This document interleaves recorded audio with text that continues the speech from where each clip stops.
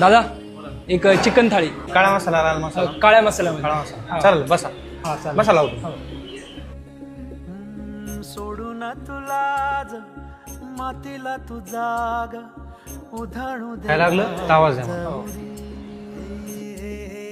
उजाडू दे आज साकड हे माग होऊ दे पहाट नवी आता